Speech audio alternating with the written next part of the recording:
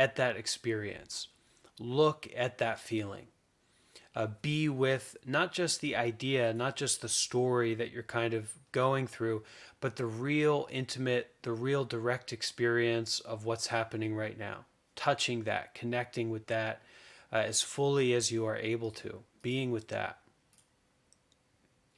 Secondly, and that's especially in the body. So, especially giving your attention to that emotional reactivity or that emotional experience in your body, the feeling in your body, and it's a lot of a willingness to be with that and to feel that. Okay?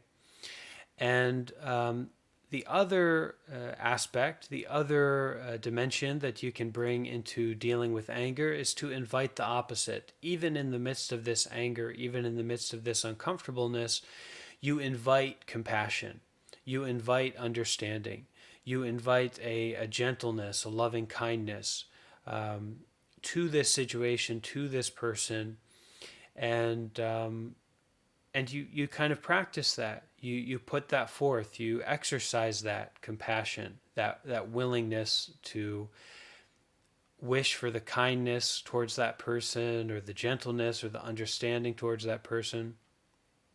And this sets us up to dismantle those links of suffering, that chainmail of suffering that we've kind of adorned ourselves with because of this situation that's come up.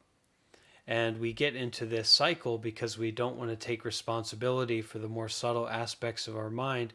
We get into this cycle of just perpetually doing things that support depression, or doing things that support anger, or thinking in ways that perpetuate this negative state of mind, this suffering state of mind. And so when you notice that's happening, you've got to switch it up. You've got to get involved. And two ways that you can do that is to take a step back from the situation, from your reactivity, focus on the feelings in your body, the experience in your body of that anger, that fear, that sadness, that depression, whatever it is. Be willing to feel that and be with that. And on the other side, to invite compassion, to invite loving kindness, to invite joy into that situation. Although it may be difficult, but to practice that. Yeah, that's my approach, and that's what I recommend you do.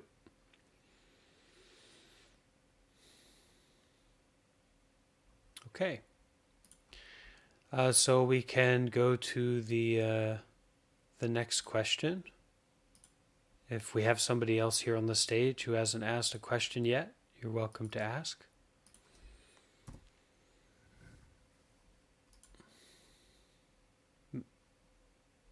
Yeah, go ahead.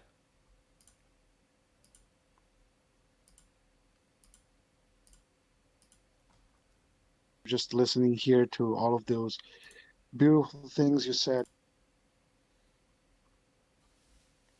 Sure. Happy to help.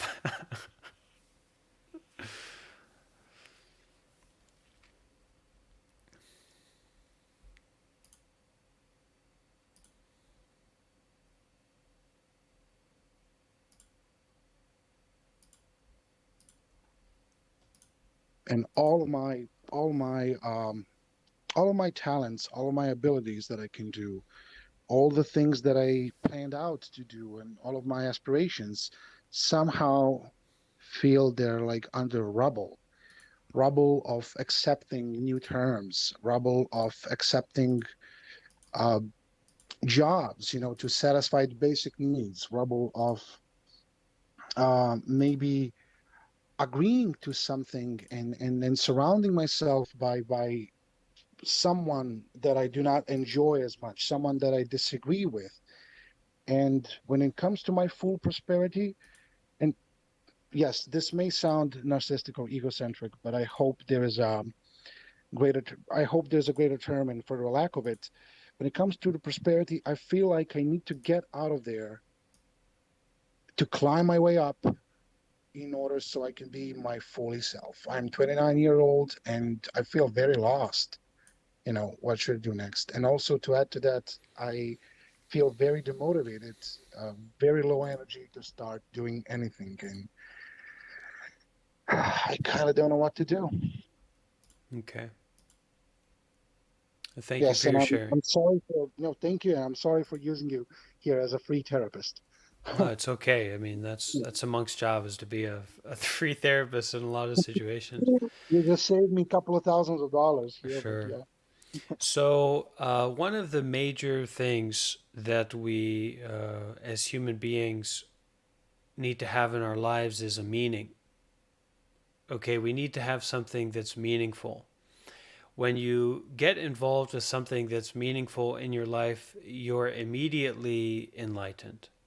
In that there's a quality of lightness, there's a quality of freshness, there's a quality of sincerity, there's a quality of goodness that comes to your life, into your life, when you have something that brings meaning. And one of the most direct ways to bring meaning into your life, for some people, they're very artistic or they're very into technology or certain things like that. So through their mental, material ability to interact and kind of create or engage with material from their mental side, they find meaning, a certain kind of meaning through that kind of practice.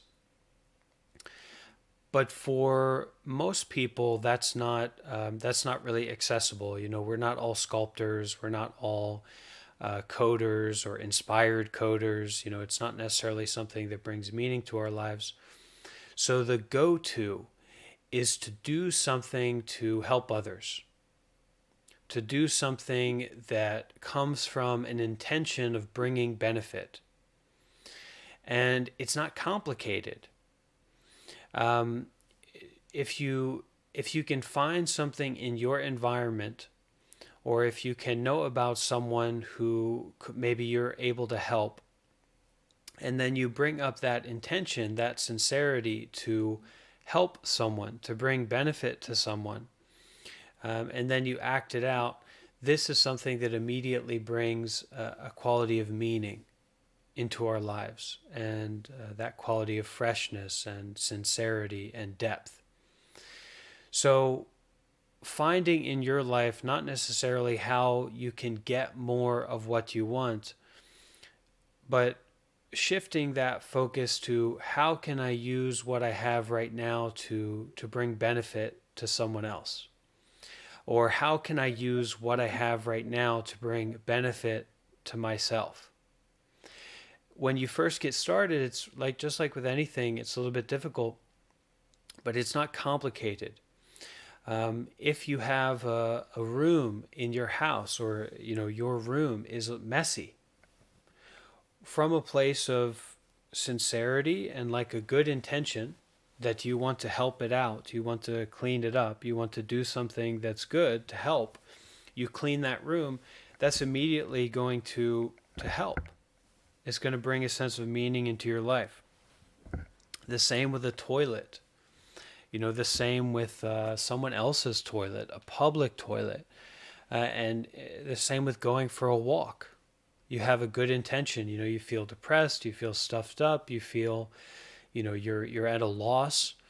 And then with that good intention, you go for a walk. And so we call this doing good deeds.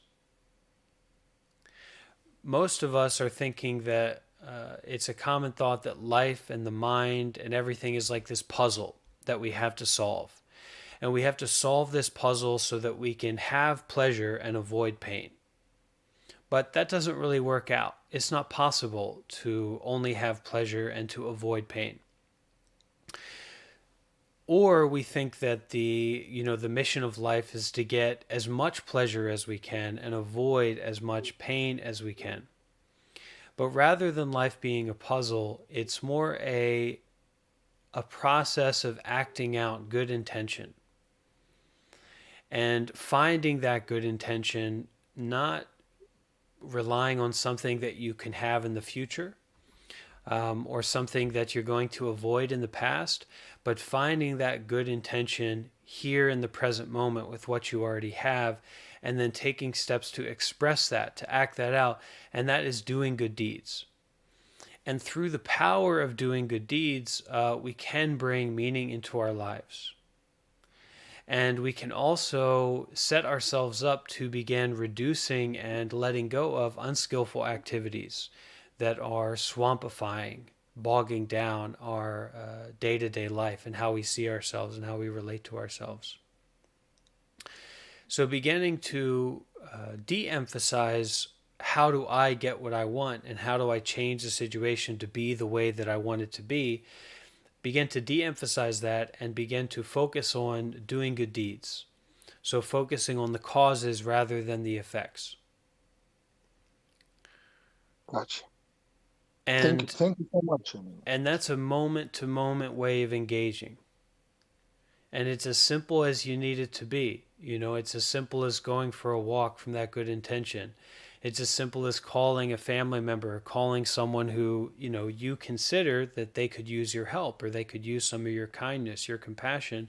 You give them a call and you express that, you act that out, and it does have an effect. But when we really want to improve our lives, when we really want to get to the other shore, so to speak, you know, in Buddhism we call that enlightenment, but we have to start by beginning with doing good deeds. We have to start by prioritizing our morality, our goodness, our capacity to have a good intention and to follow through with it.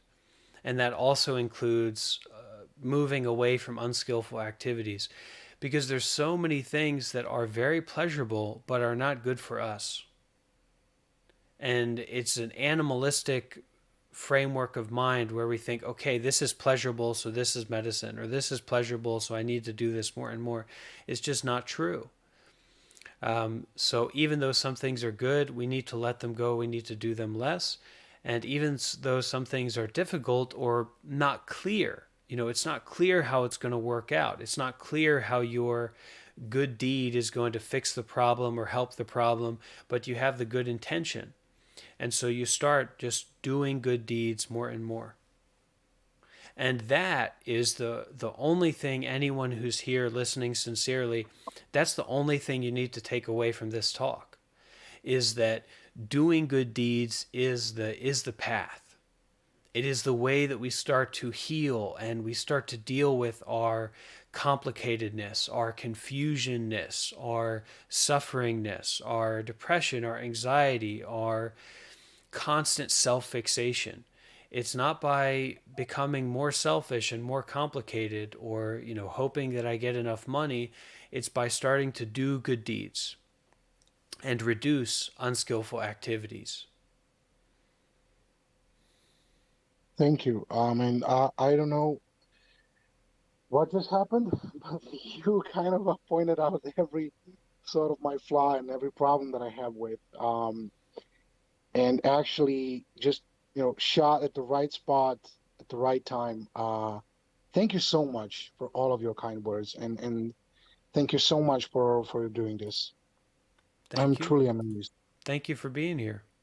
Thank you for doing this and giving us this opportunity. Yeah, it's Well, great. have an awesome day, everyone. I'll stay and listen to it, and hopefully everyone will have an amazing day and understand how important they are to just pure existence to everyone. Thank you, Wonderful. guys. Okay, so let's continue on. We got some people I'm going to bring up to the stage, and we've got about 30 minutes before we start with the guided meditation. So a few more questions, and then we'll have the opportunity to try out meditation. Okay, who would like to go? Ask their question. All right, definitely not as deep as the last one. But in kind of your opinion, what is or how accurate are kind of like modern day depictions of monks in movies and like TV shows? Well, the real strong depiction of monks is going back like to the 70s, 60s, 80s during that time when there was like a big a big media focus on Orientalism, I guess you could call it, or the culture of the Orient, the culture of Southeast Asia, places like that. In the modern time, it's definitely going down. There's not a lot of modern depictions of monks in the same way as there was with like 20, 30 years ago or whatever. But for the most part, they tend to be positive. Like Aang is one of the only instances I can really think of. And then sometimes there's like a comedy movie, like there was an Adam Sandler movie that had a depiction of a monk. But being a monk is to be a renunciate, it's to be an ascetic, and it is to practice living a lifestyle that is primarily focused on goodness and training the mind. So that's the job of a monk. That's how a monk supports themselves. Okay, so a monk is technically homeless, and a monk technically doesn't have many possessions and doesn't do anything to make money. So that's a good way to, if you see someone who says like they're a monk but they have something where they're doing something to make money. Sometimes, very rarely, early on when monks started to come to America, some of them had to like get jobs to support themselves. But if so, so that's possible, but very uncommon. Um, but in the modern time, if you ever saw a monk that was like charging for a meditation class or was saying that they were a monk and saying, you should give me money outside of like for particular social work. Sometimes monks will express that they are raising funds for a certain project or like a monk hospital or refugee camp. Monks can be involved in these kinds of a lot of social work as well. That's possible, but a monk selling something related to spirituality, like sometimes you'll see monks at quote unquote monks in New York that give you like a bracelet and then say, give me a donation. For sure, that's not a monk. Or if I was like selling a book or if I was promoting something monetarily, then that would be sure that I'm not a monk. But in general, I think it's okay. Just that Western people or modern people tend to have a romanticized idea of monks as if we're living in the 1800s or the 1600s. They think we're living in like India 1,000 years ago, and that we don't have technology or that we don't speak or that we're all always meditating all the time. And that's just like an overly romanticized idea or version of being a monk. And that doesn't really relate to the reality of a monk in the modern day. So I have a computer. I, I have a phone. I talk clearly. I interact with a lot of different people. Um, it's I do a lot of different things online. Just an hour or 2 hours ago, I was actually teaching meditation in VR. Like with a VR headset, I gave a little meditation class. So there's a lot of flexibility about being a monk. It's not just living in the forest, meditating, not speaking, not having any possessions. There's a lot of flexibility. So that's what I'll say about that. Okay, let's go to the next question. Hello, can you hear me? Yeah, go ahead. Perfect. Awesome. So, I know you're a monk, and that's great. And then so philosophically, I would say I'm a Buddhist because one of the biggest things I've been trying to master lately is the art of detachment. And the good thing is, this is also compatible with Christianity, thankfully. The attachment to worldly things. But I feel like no matter how much I try, so I always feel that need to attach myself to material goods because the consumerism is embedded into you once you're embedded into it, I think. So, and I keep in mind, I'm a reborn, what they call a reborn Christian. I didn't just become Christian overnight. Eventually, the faith had to develop one way or the other. But yes, I really want to detach myself from worldly things. I want to look at material goods just for what they are, not some sort of companion. You know what I mean? Okay. Yeah, like, and basically every want I want, or should I, every want that I feel, I want to deactivate it, and instead ask myself, I guess, am I gonna die if I don't have this thing? Why do you want it so bad? You know, so I guess the question, so I kind of gave some elaboration. Now the question is, what are some ways to help improve my detachment to worldly things, and how do I just how do I guess improve my gratitude in the moment? You know what I mean, for the present things that I have. Yeah, so a lot of it is to not emphasize thinking so much. Okay. We tend to prioritize and really take thinking a lot more seriously than is necessary. Okay. We take ourselves very seriously, right? We take our Hmm. thoughts, we take our states, our status, current status very seriously. I'm seriously depressed. I'm Hmm. seriously tired. I seriously want to become more detached, more mindful. Hmm. Yes, absolutely. So that quality of seriousness can kind of interfere with our ability to let go and just be aware and be present in the moment. Okay. So if you want to be more present in the moment, you can focus on your breath, focus on your bodily sensations, and don't take your thoughts too seriously.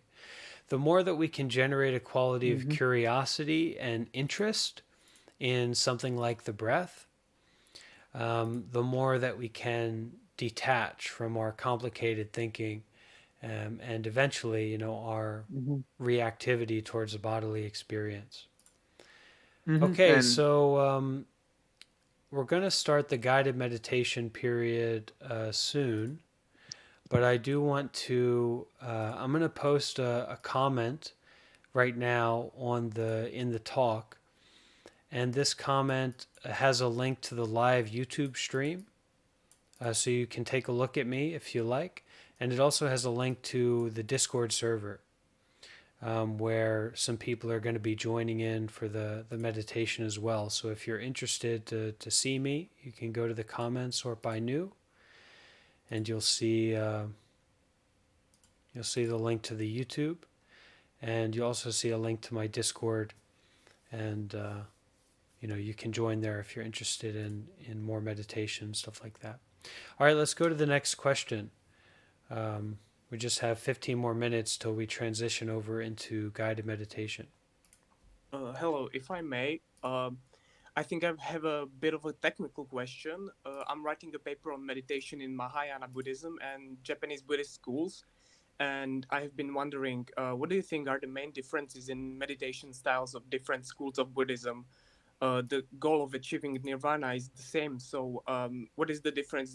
What difference do you think it makes if, for example, I chant mantras, or if I practice mindfulness in complete silence? This is much more technical kind of question, and there's a lot of different angles that go with that. Go ahead and send me a message on Reddit, or join the Discord and send me a message, and we can have a bit of a call about that. Okay, and I'll Yeah. try to give you some support for your paper that you're writing. Okay, will do. Thank you very much. Yeah. All right. Next question. Hey, brother, can you hear me? Yeah. Hey, thanks for doing this. There's a lot of things happening in the world right now. I think we can all agree, and I think we can see that a lot of these are, man-made and could have been prevented. So, what is your opinion, or what is the opinion of Buddhists on what we Christians would call evil? Like, would you even believe that that exists, or would you have a different explanation for that? Well, what we can say is that there are a lot of unskillful experiences or activities in the world. Okay? And so evil doesn't exist. What exists is a kind of unskillfulness that has come about from a large variety of causes and conditions that are not based in someone or something or someone's kind of separateness. So we say, oh, that is an evil person. Well, that's not really the case. The case is that person is acting that way according to the causes and conditions, the experiences, the relationships, the interactions that they had up until this point. And most likely, if you were that person and you went through those interactions, you would have acted the same way. You would have done the same thing. So the response to evil is always compassion. The proper response to evil is always compassion, because compassion represents a deeper understanding of the nature of suffering, which is not someone, is not something. It's not a separate, isolated event. There's no such thing as a separate, isolated event. Whether it's a shooting, whether it's the horrible crimes that all the crimes that people who are in prison have committed, it relates to trauma. It relates to institutional, generational trauma.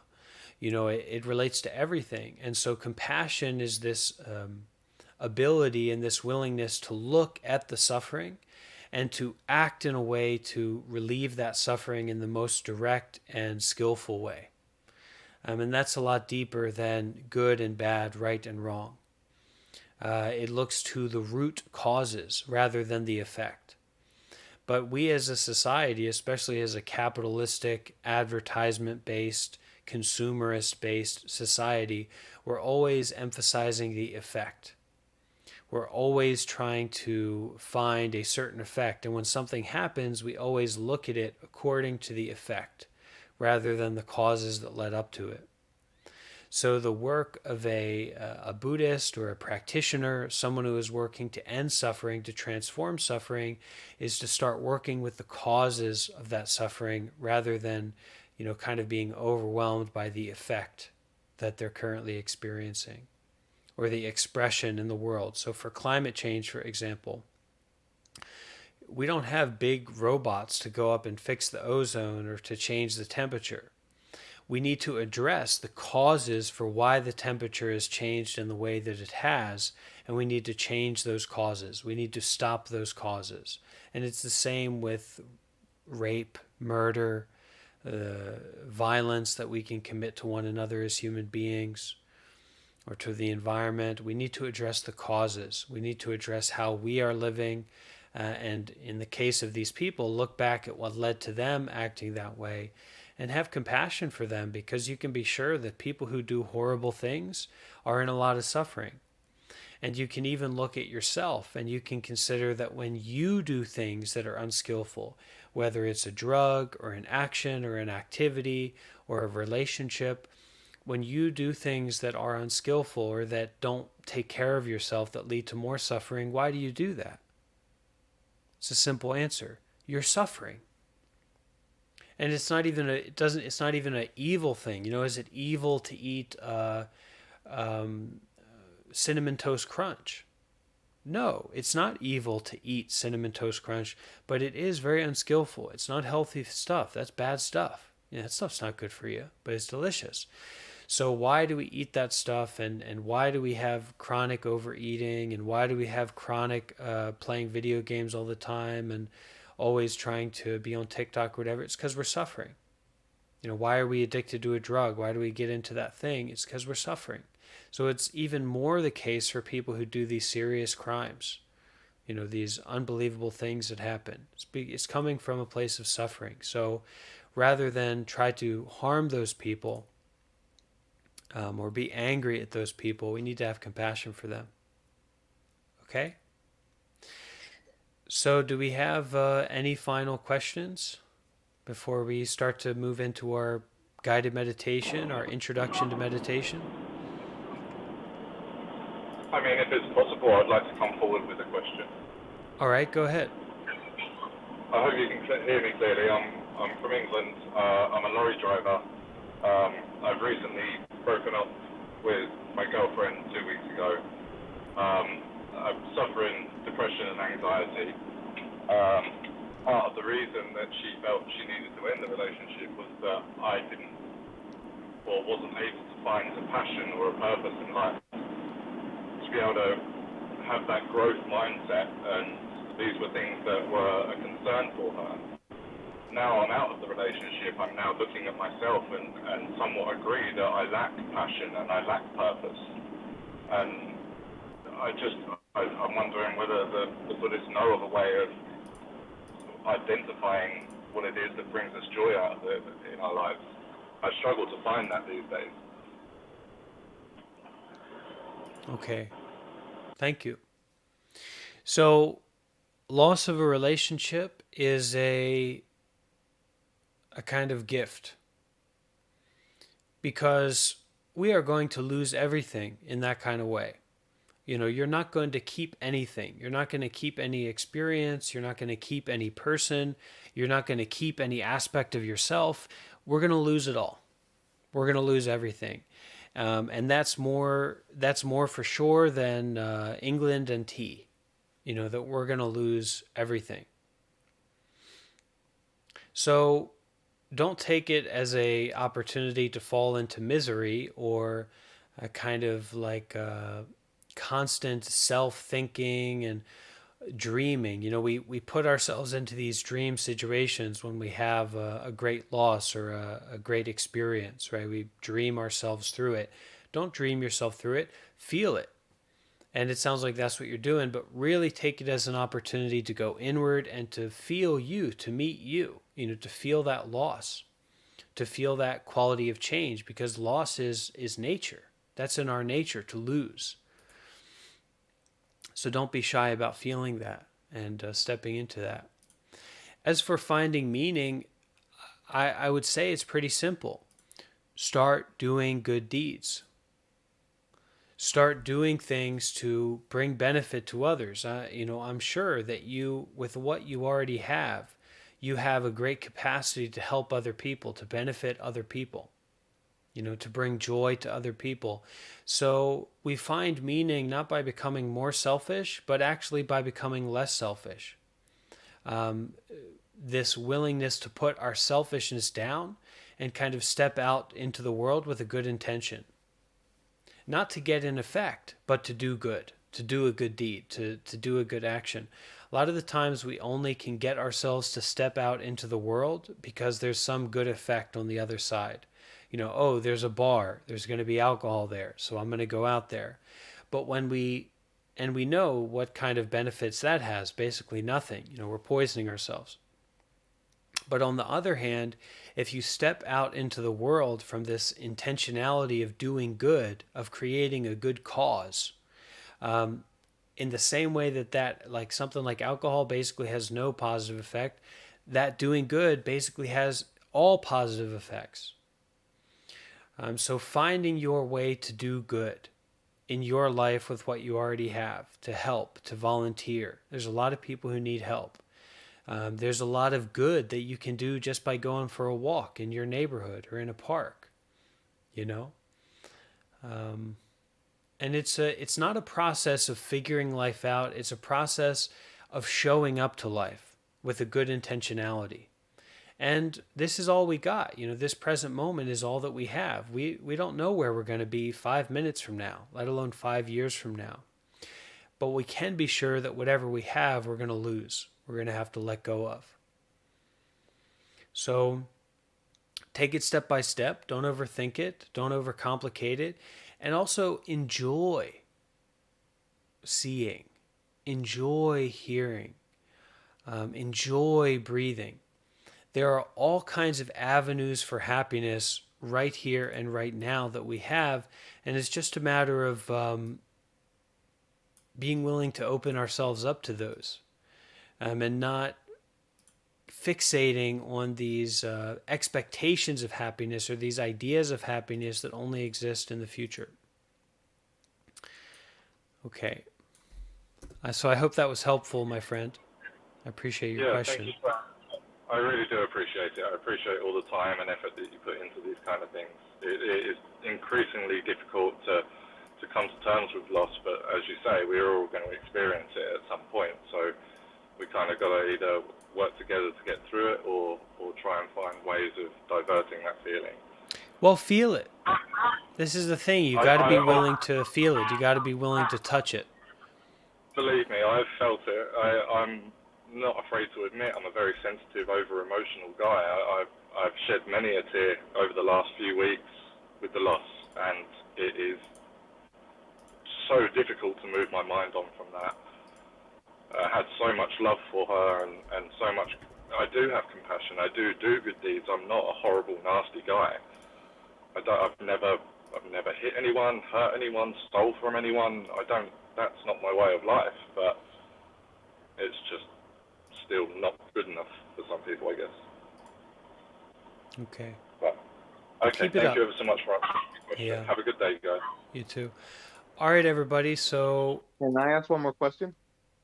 okay, last question. Make it quick. How, as a Buddhist monk, what is your advice for overcoming the need to always be busy and stimulated by something? Okay, thank you. So, advice for overcoming always needing to be busy and stimulating ourselves in something. Be willing to put down what we pick up at any moment. We feel all kinds of different things at any moment, and even though you feel it, even though you like it, you dislike it, or you distracted by it, or you're jibbled up by it, you're jangled up by it. Be willing to put that down and come back. Come back to what? Come back to a meditation method, a way of being in the present, a way of being mindful. That's what we're about to do together. Okay? So we're going to now transition over into our meditation portion, kind of a guided meditation, and then we will all introduction to meditation, we can say. So I know a lot of people here are probably a little bit new to that. But before we start, I will request that everyone go to the comments of this live talk and sort those comments by new. And I'm going to post a resource list into the comments that I would love for everyone to have access to. And please do. My browser here is lagging out a little bit for some reason. Give me a moment.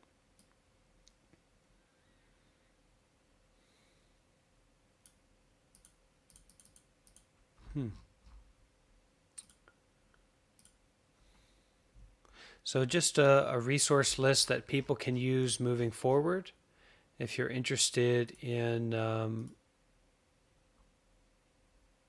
meditation, in keeping up with me, and all that jazz, okay?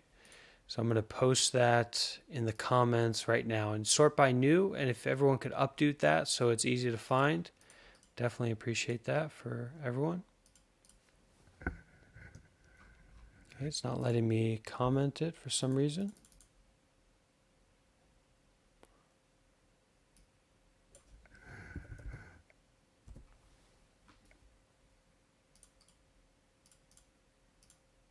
Okay, so I just posted it. My Discord's there, book recommendation, YouTube channel, some recommended teachers, and some loving kindness meditations, so some good resources.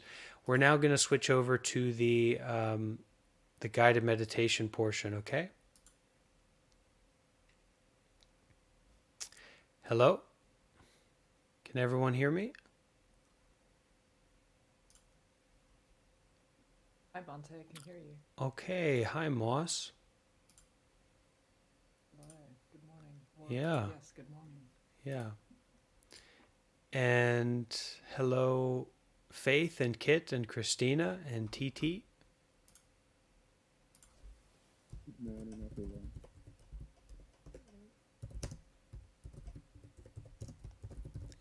What time is it where everybody is?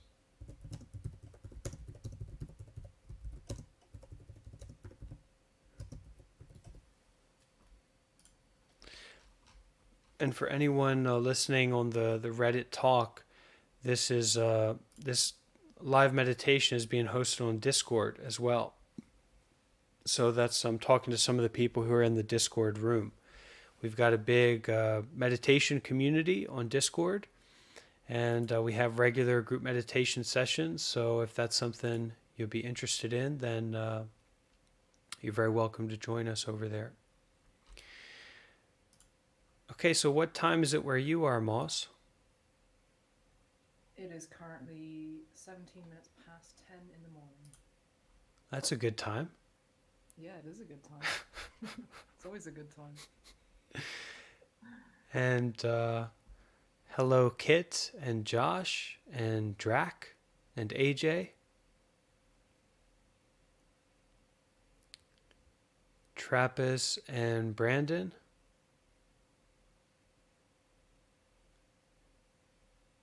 And Killmonger, Kit.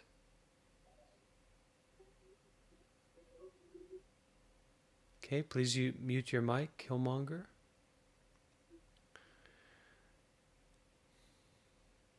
All right, so I'm glad that everyone is here.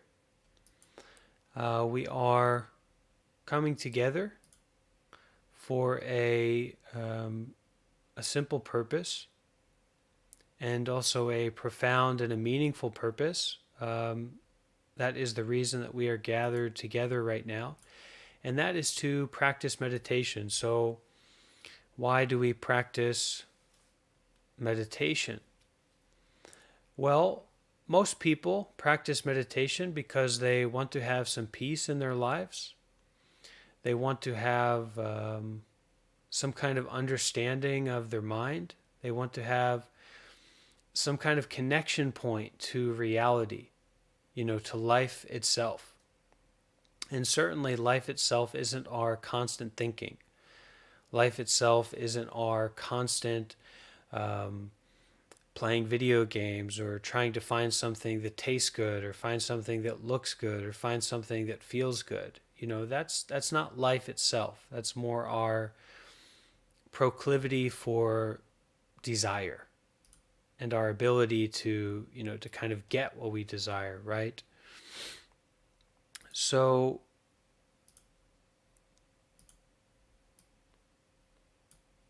meditation is one of these really wonderful ways where we can touch the mind.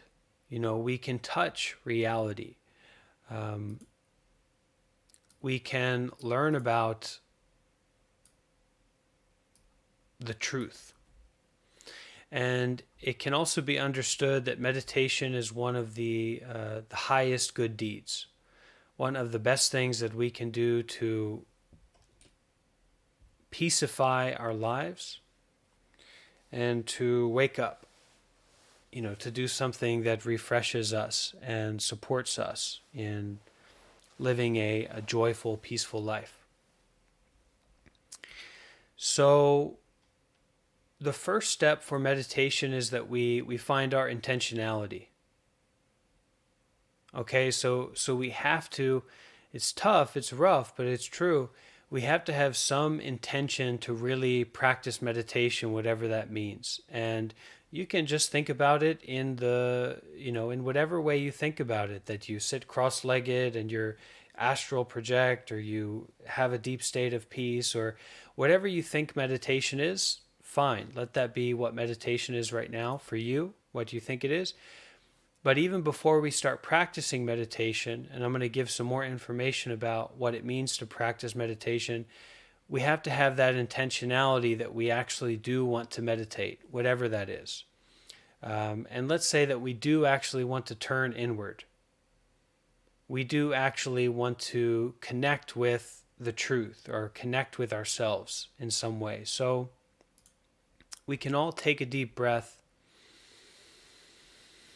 and find that intentionality that somehow, some way, for one reason or another, we do actually want to apply the mind right now. We do actually want to meditate right now. Take a deep breath and find that intentionality. We do actually want to turn inward.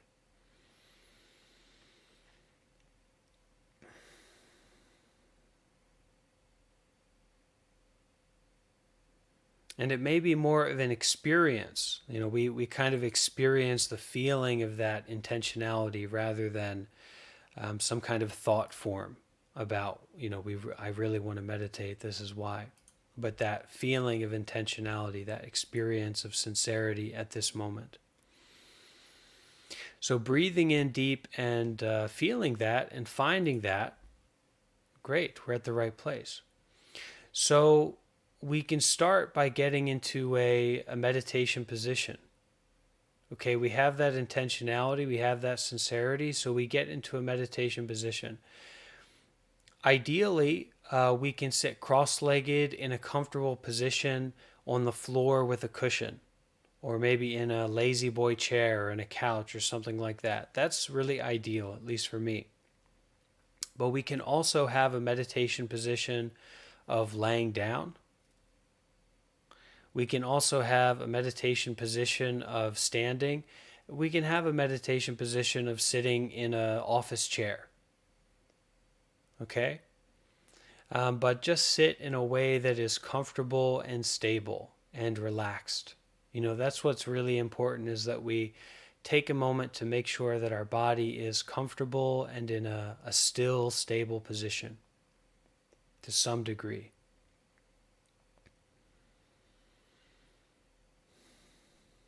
So start to find that position, whatever it is. And remember that we are live. This is happening in the present moment. Okay, there are real people gathered all over the world who are joining together to do this. So don't be easy to give up. Don't think that you're watching a YouTube video, although in the future, maybe this will be a YouTube video for some people. But right now it's not. We are really here together to practice and to train our mind, okay, to be aware of the present moment. So taking in a deep breath, bring in your awareness, your attention, your presence. Bring the mind home to the body with a deep breath. And breathing out, relax the body.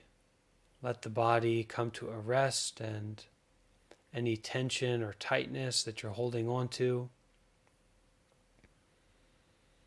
any friction in the body or uncomfortableness, just let that start to relax, start to come to a rest.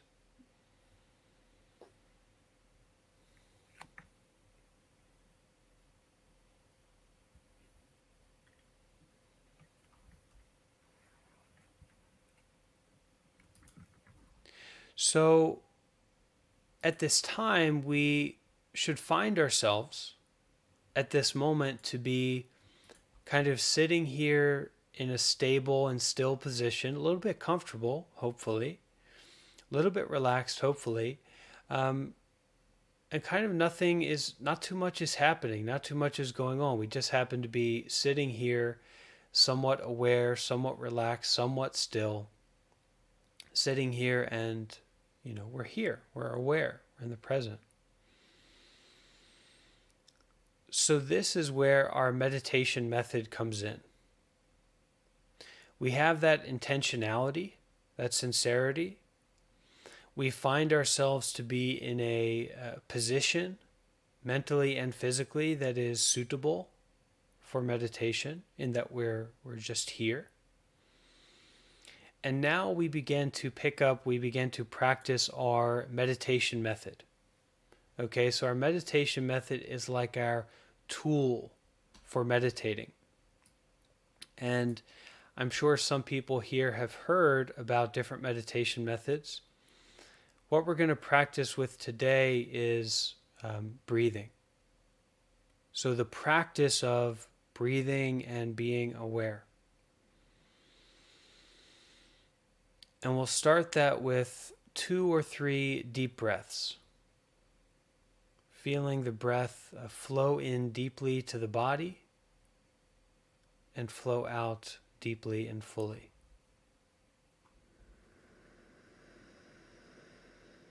And you can close your eyes as you breathe this way. Breathing all the way in. Breathing all the way out.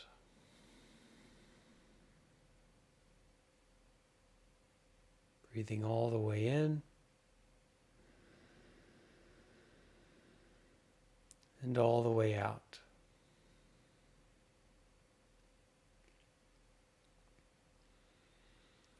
So as we take those few deep breaths, we start to feel more aware, more connected with the body. We can allow the breath to find a natural rhythm. If at this point it becomes confusing or complicated in any way, a natural rhythm, just continue breathing in a way that is suitable for you, comfortable for you. If you need to control it, that's okay.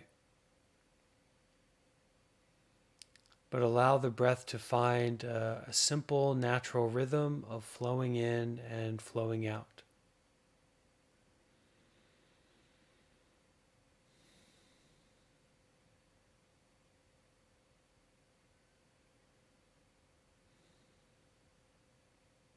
And it's at this point that we may begin to protest. What the heck? This doesn't, I don't see any lights. This doesn't taste like Cinnamon Toast Crunch. I'm not getting high. I'm not getting enlightened. This is too simple. This is too dry. This is too bare. This is too regular. This is too simple. The truth is that most of our suffering, most of our difficulty, most of our confusion in our life comes from a sense of complicatedness, comes from a sense of so many things going on, so many different dimensions and avenues and qualities that we need to understand and figure out and to solve, right? So this is not a time for any of that complicatedness. But we just kind of sitting comfortably, feeling our breath as it flows in and flows out. With our eyes closed,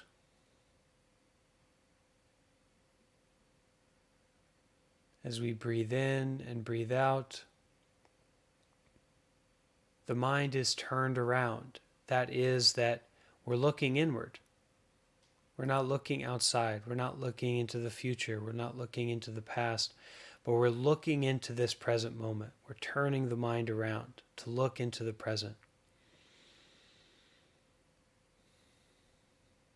That is to be aware of the breath as it flows in and flows out.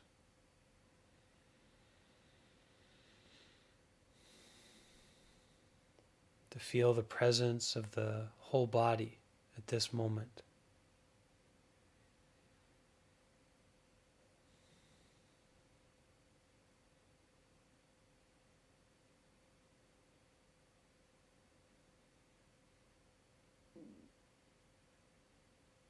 To feel from the inside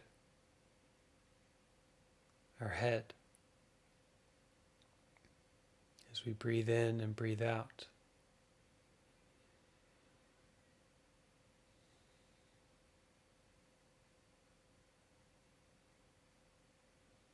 We may notice other sensations and other qualities of the mind or body as we feel the head, as we're aware of the head. Allow those to just be supporting factors for connecting with this head experience. Totally different from our idea of the head, but the experience of having a head right now. Just sitting here, breathing, aware of the head.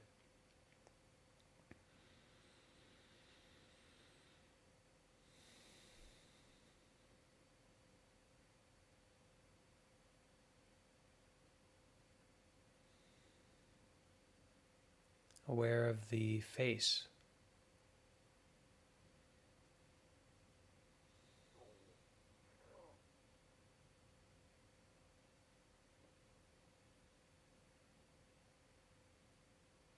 Top of the head, the back, the sides, the face, the jaw.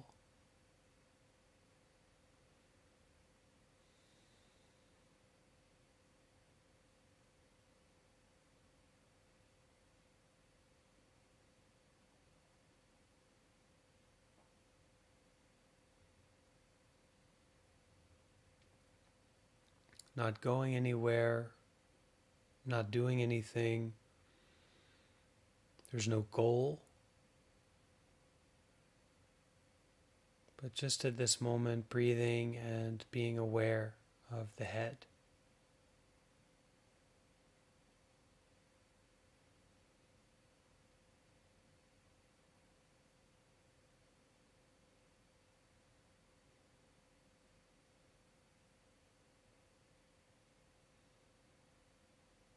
Awareness moving down into the neck,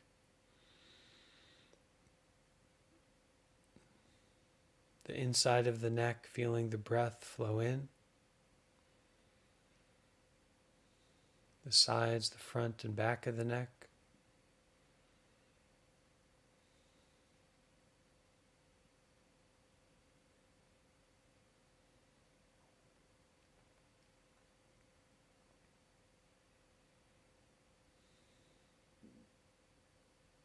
Down into our shoulders, shoulder muscles, shoulder bones,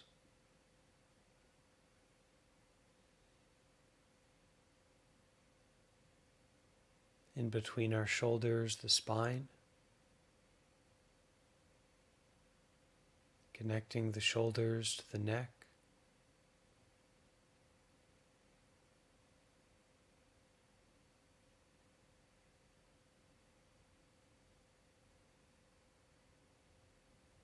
Aware of our breath, and from the shoulders down into our arms. Firstly, the upper arms, from the shoulders to the elbows.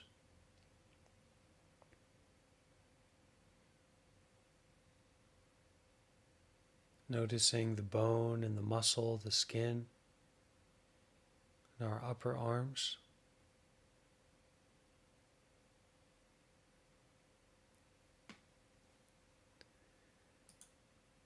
And this kind of body scanning meditation, this awareness of the body, it's already perfect because we are becoming aware of something that's there.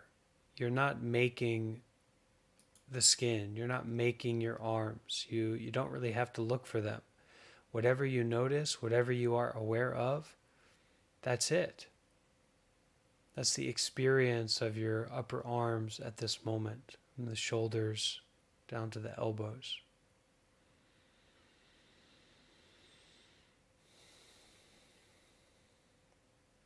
So no expectation, but just noticing. Moving past the elbows into the forearms, the wrists.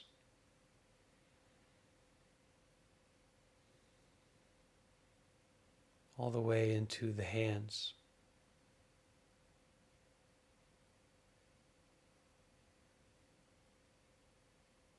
All the way down to the fingertips.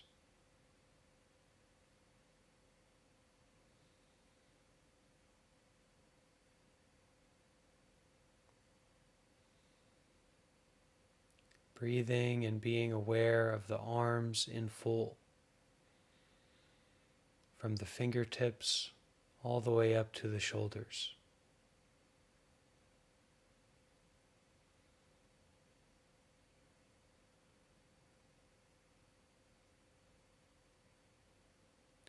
And kind of tune in to the fact, like the real truth of how precious your arms are.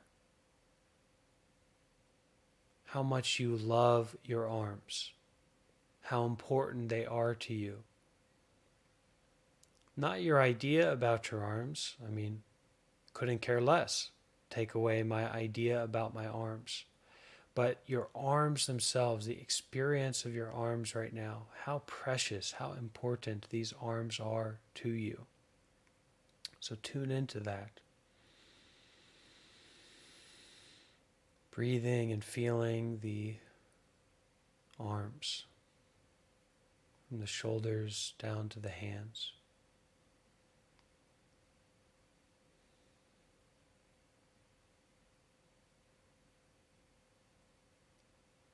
feeling the beauty, the wonderfulness of having arms and our arms.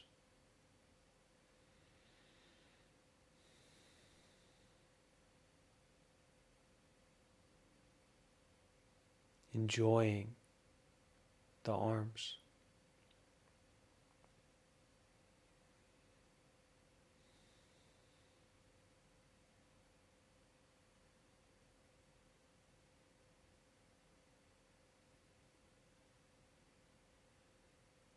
Taking a deep breath, bringing our awareness up into the chest, the breast area.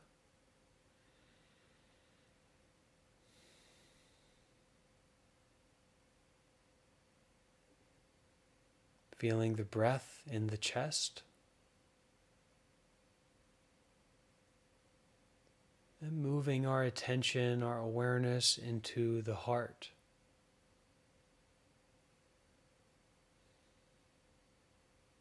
Becoming really aware of the heart at this moment.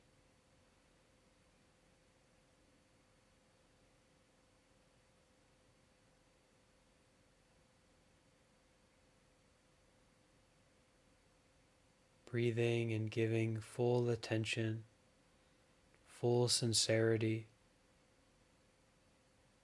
to the beating heart at this moment.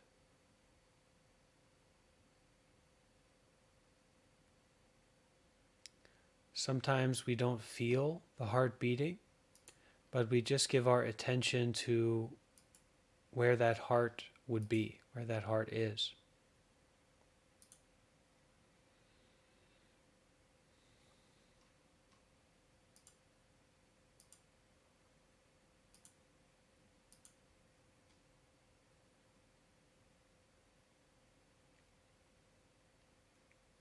Feeling the breath as it flows in and flows out.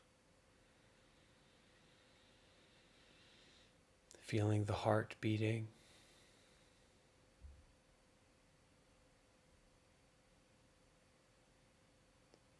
And now we can go to the back of our body, to the shoulder blades, to the spine, and feel the strength of the spine holding us up.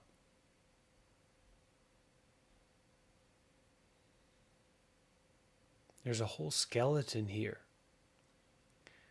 You know, we're worried about mac and cheese and TikTok and tomorrow's income and the general uncomfortableness that we have, you know, day to day. There's a whole skeleton here. So giving our interest, our curiosity to the spine, all the way from the top of the spine where it meets the back of our head, going down the neck, shoulder area, all the way down to our pelvis. Feeling the spine holding us upright.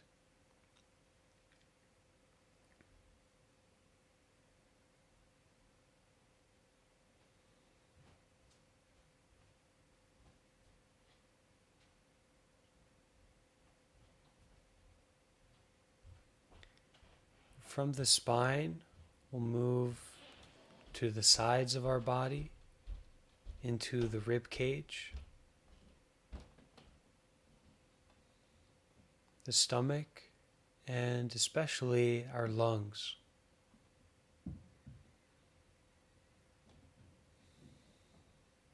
So beginning to give that full attention to the lungs.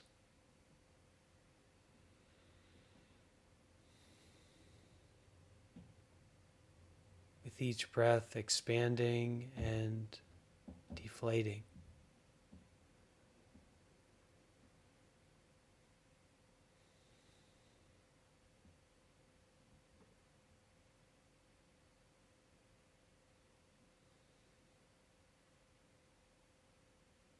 From the lungs down deep into the belly.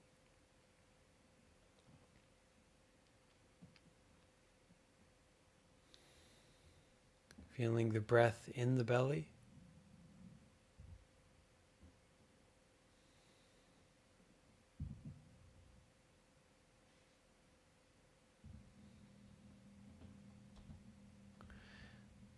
Down into the pelvis, the butt area, the groin area. There's a lot going on down in this area. So what does it feel like? What do you notice when you put your attention in this area? Non-goal oriented, non-judgmental, non-conceptual, but what is the experience right now of your butt, your groin, your pelvis, inside and out?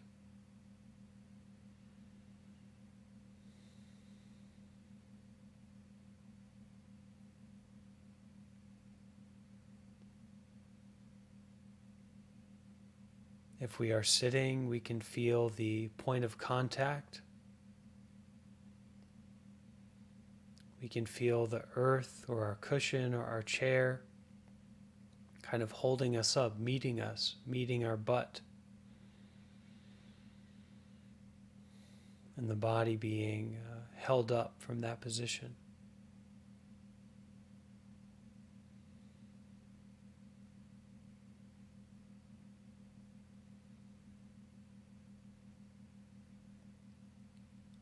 Our main practice, just breathing, just being aware as we move from our pelvis area, butt area, into the thighs, the inner and outer thighs, fat, skin, blood, bones, muscle.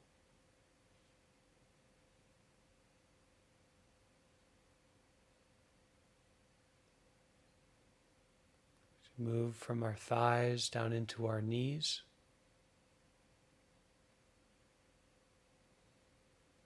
tendons, ligaments, joints.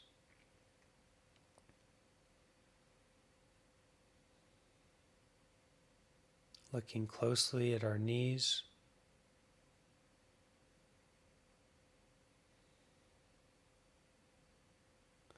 Down into our calves, our shin bones,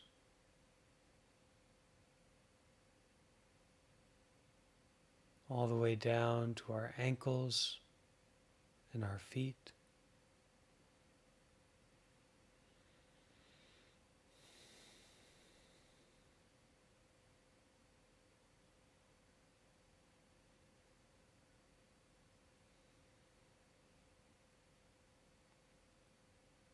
All the way down to the tips of our toes and the bottoms of our feet.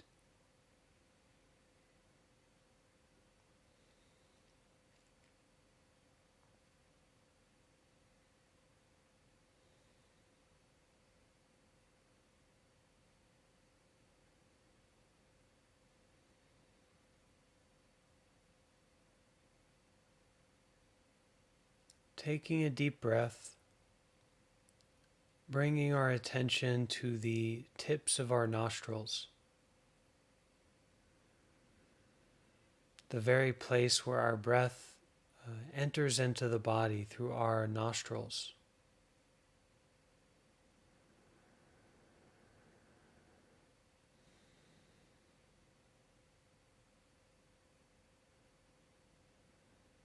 From that place of contact where the breath flows in through the nostrils, feel awareness fill up the body.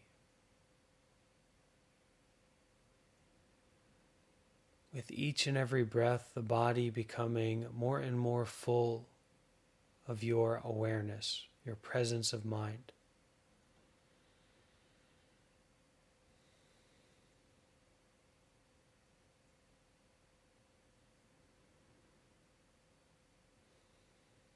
The whole body sitting here, breathing.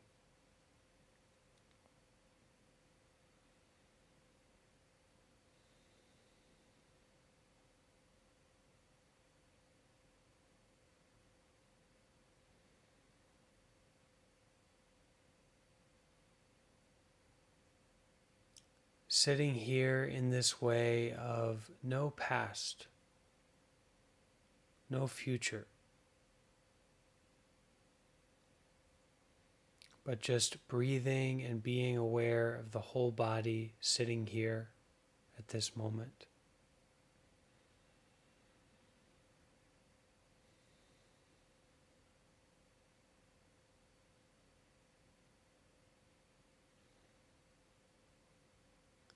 And consider, not in your mind, but in your heart, how wonderful and precious this body is at this moment.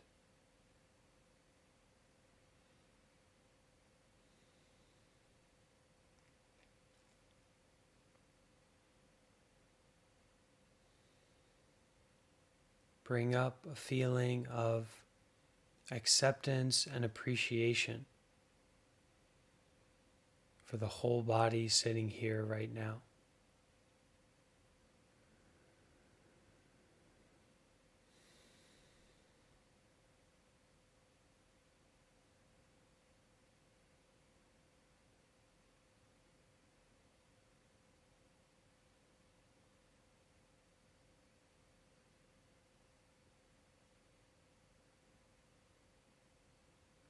Our meditation practice being just sitting here, aware of the body, breathing and enjoying the whole body just sitting here.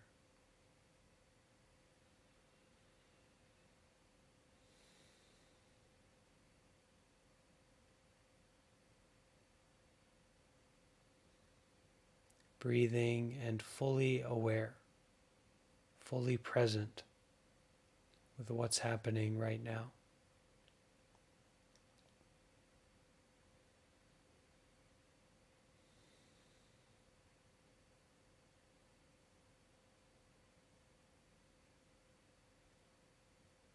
You can also bring a light smile to your face,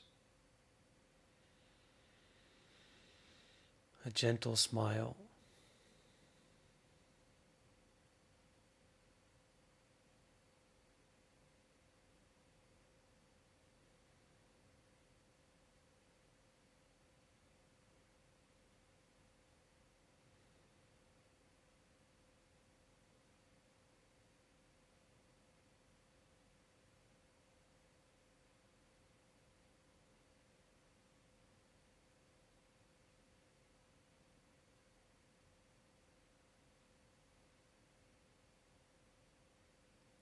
There may be things that distract us or grab our attention.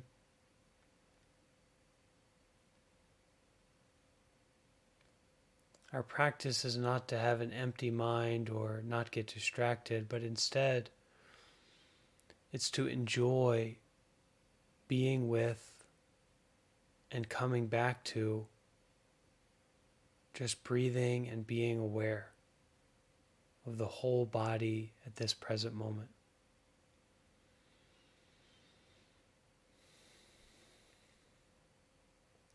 Breathing and feeling this awareness of the body.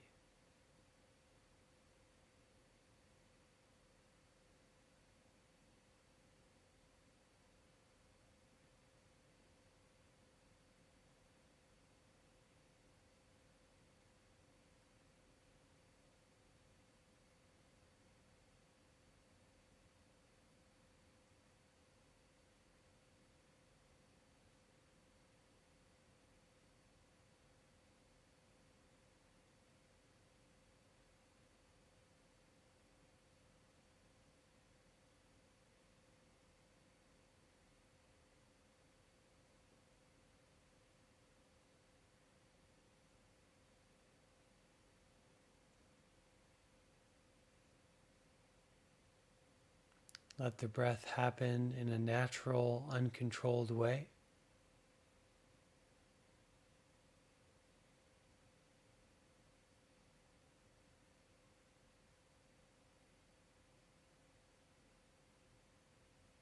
Our only responsibility right now is to breathe and attend to, be with the whole body sitting here.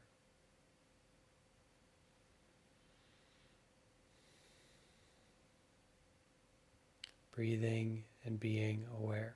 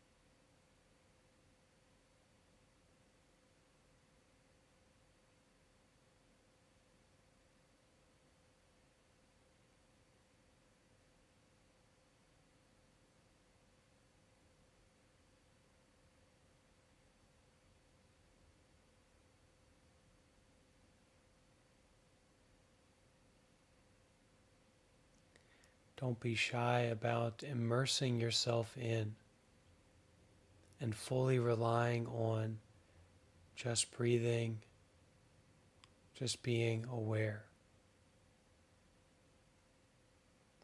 Opening your heart up to this moment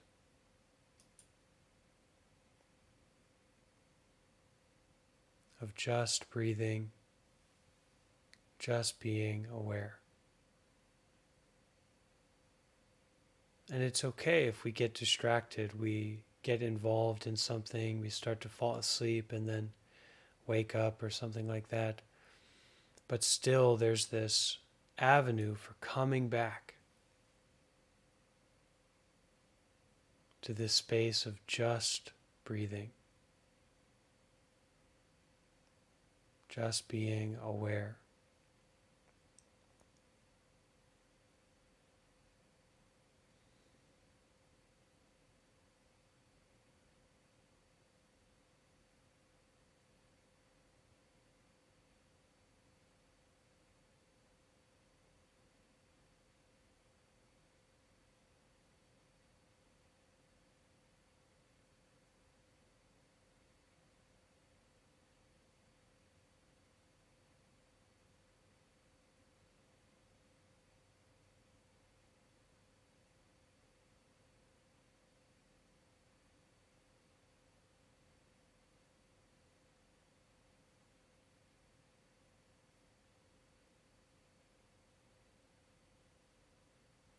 We can call this meditation VR.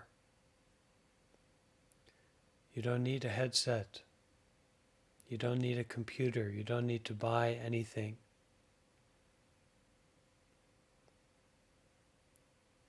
It's just to log in to your sincerity, to your intentionality,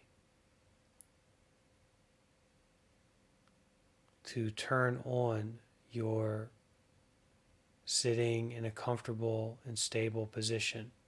Lay down or sit down. and then to put on your headset of the meditation method.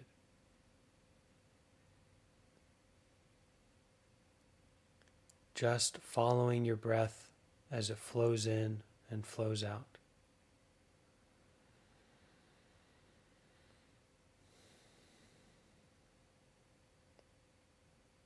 Just allowing your body to sit, to be where it is right now.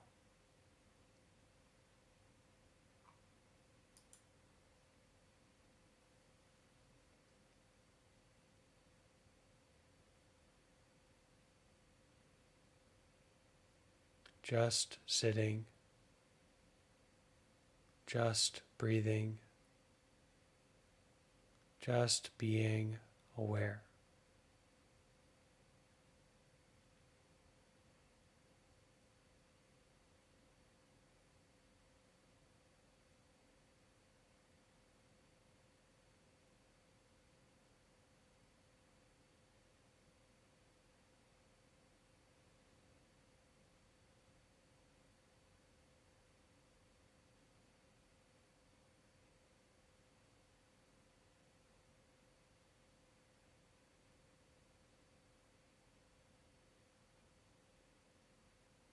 It's not that we don't get distracted or we fall into this state where there's no thoughts.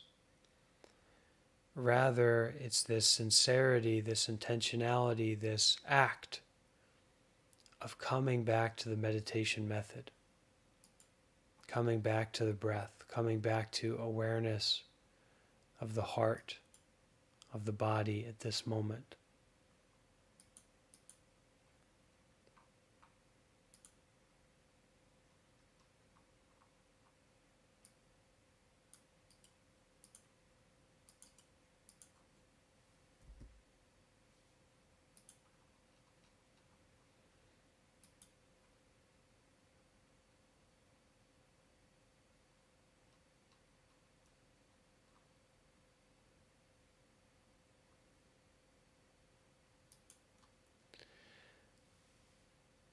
So at this time, if your eyes are closed, you can open them and can start to slowly move your body. Can massage your face and your head.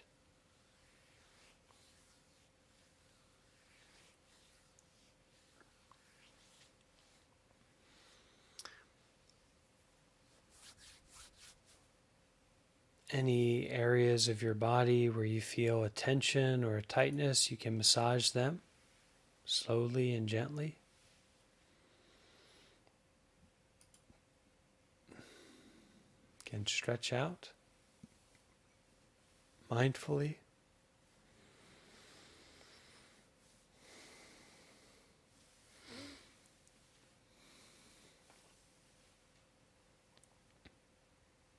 It can be nice to roll your shoulders and roll your neck.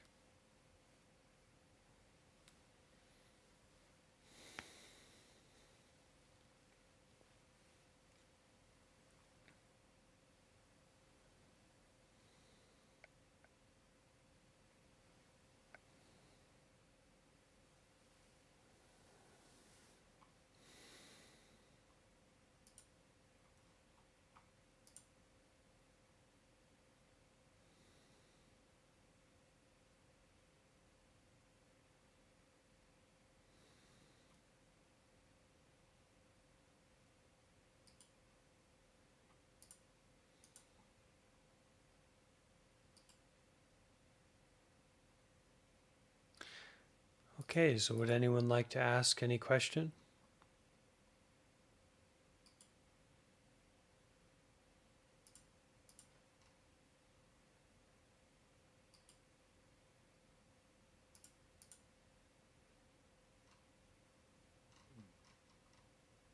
Can you hear me all right?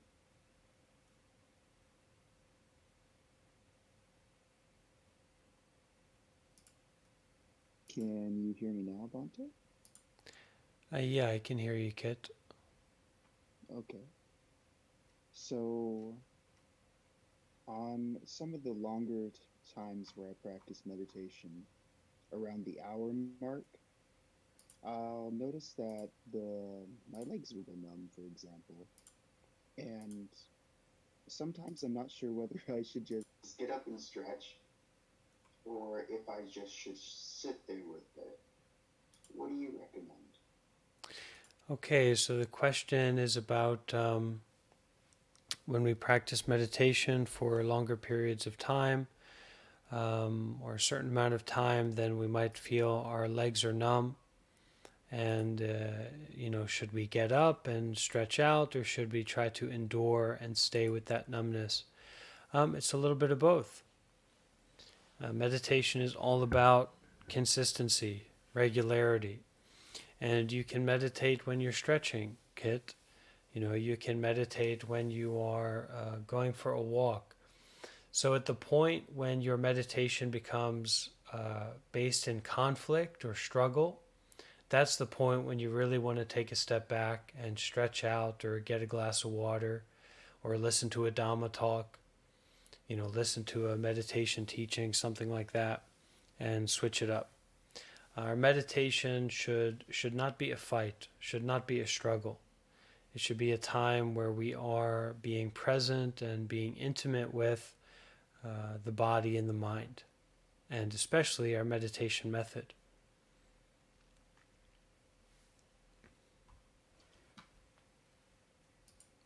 So sometimes you can try to endure, you can try to continue sitting even though it's difficult, and sometimes it's better to get up and stretch, take a rest, take a break, and come back to it.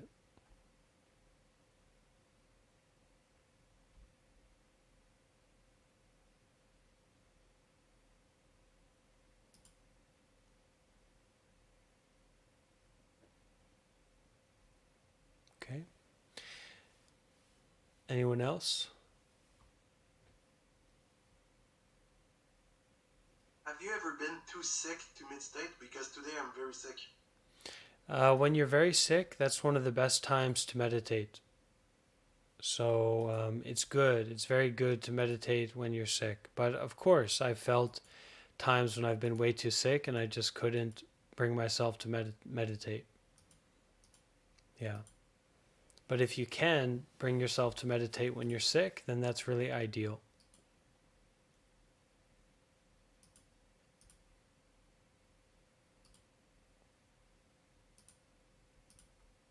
And also, I have another question. One difficulty I have when I'm trying to meditate is that, let's say, a thought pop out, and the thought seems to demand my attention. Let's say it's something that I should do and that I should write on my to-do list, and meditation seems to require that I let this thought go away, but then I have the fear that if I don't write that thought down, I'll forget the task later. No, it's most of the time, if it's something that's important, it'll come back. But it's a similar answer to what Kit said. Sometimes if you need to write something down, write it down and then continue meditating. The issue is when you get into when meditation becomes this kind of conflict with yourself. And that's at the point where you do want to take a step back, change your position, write something down, and then continue your practice.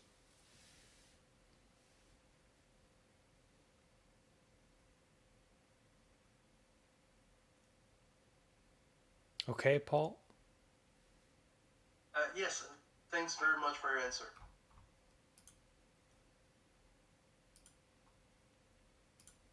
All right, so I'm going to, there are still going to be a few more questions, but I'm going to continue that over on the Reddit talk.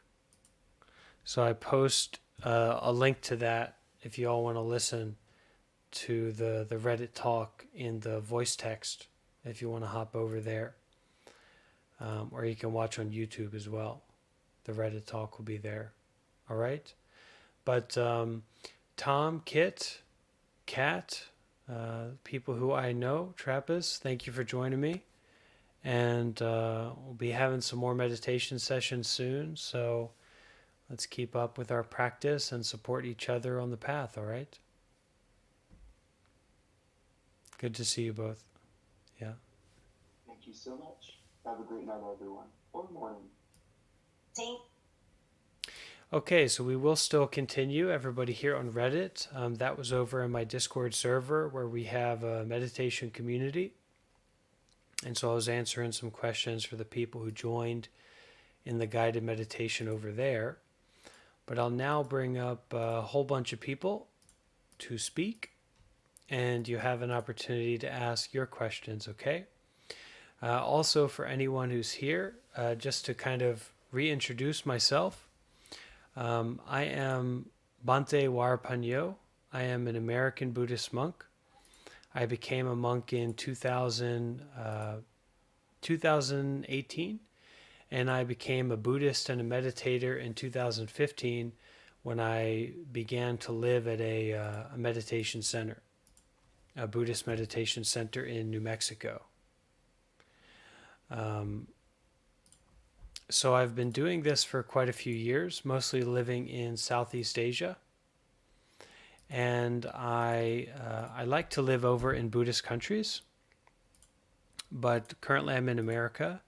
And a part of my life as a monk is to do good deeds. And that's activities like this where I host group meditations or answer questions, and hopefully try to help people on their path of humans being bros. You know, that's why we host it here in this subreddit. It's in that vein. If you go to the comments of this live talk, you will see a resource list, and it's not formatted correctly, so I'll try to format it better. But there I have a book recommendation. I have some recommended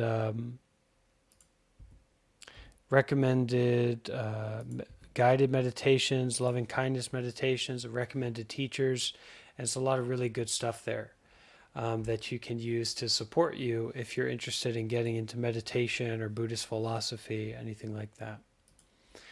Okay, so Ruby and Seven Z, you're both invited to speak. Just got to accept it.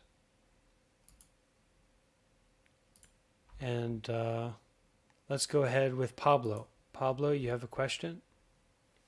Yeah, hey, can you hear me okay? Oh, one sec here, Pablo. Just got to change a setting here. Okay, go ahead. Can you hear me okay now? Yeah, I can hear you. So, one, I appreciate this a lot. I just kind of stumbled upon it after working a lot in the past couple hours, and that's specifically my question. How do you uh, how do you stay focused on like mindfulness and meditation when like your job specifically tends to, be stressful and kind of bring you out of it all the time? What's your job?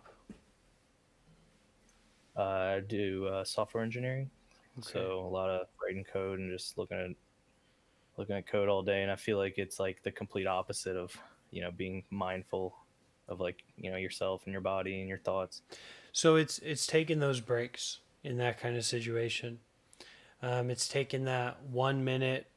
I mean, so as a software person, I don't know if you're working remotely or whatever, but it's taking those breaks 5 minutes to just take a step back from the computer and turn that mind that was fully in the computer, right, fully out of your body and fully in the computer, and bring that mind fully back to the body.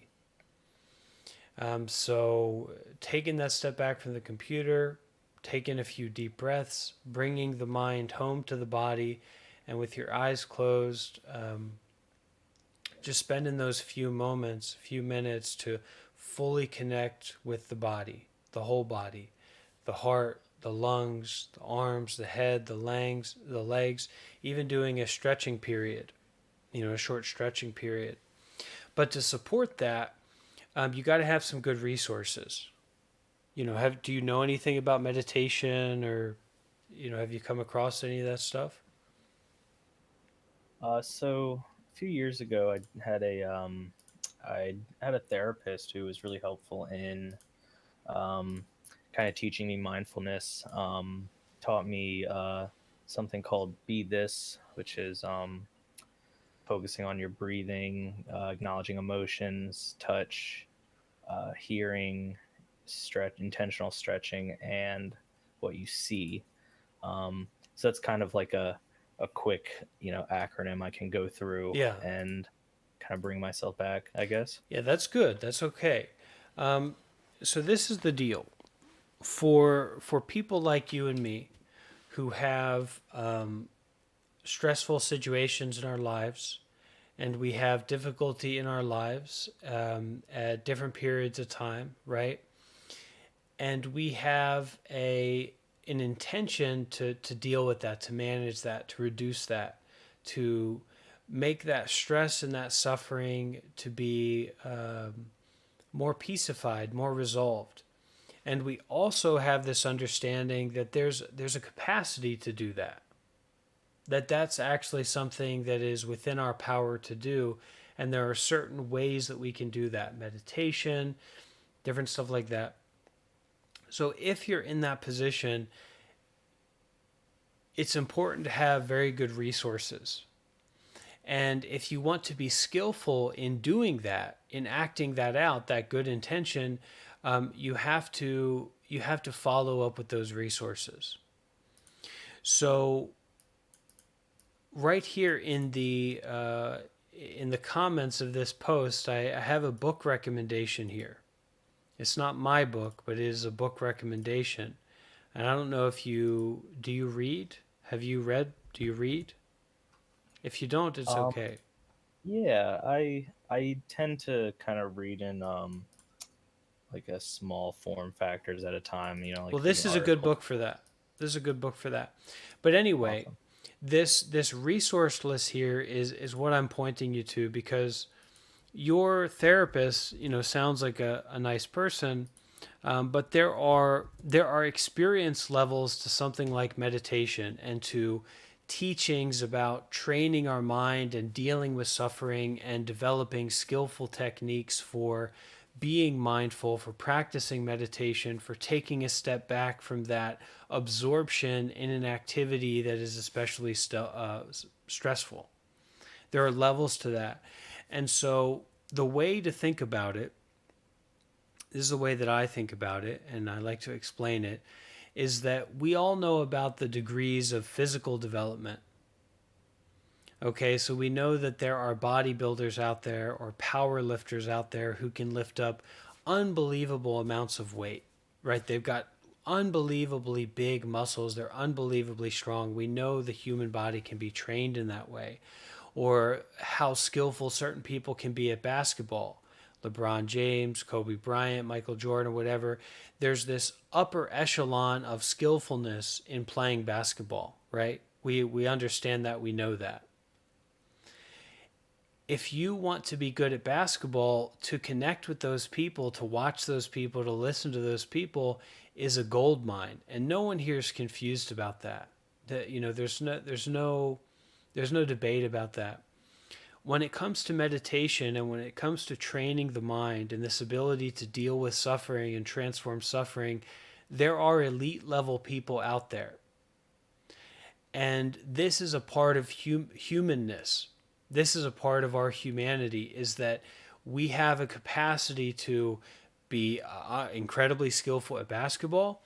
We also have a capacity to be incredibly skillful at transforming suffering, at establishing peace in our lives, at practicing meditation and training the mind to a great extent to be able to step back from these unskillful activities and habit patterns.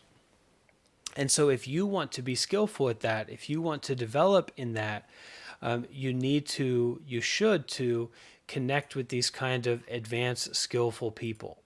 You should listen to their talks. And if you do that, it's going to bring a big benefit. And the question that you asked, it's coming from a deep place. I could hear that it's a very sincere question, but the answer is not a 5-hour energy drink. The answer is not pulling up to Starbucks and having enough money to get the drink that you want. The answer is a way of approaching life and dealing with life consistently.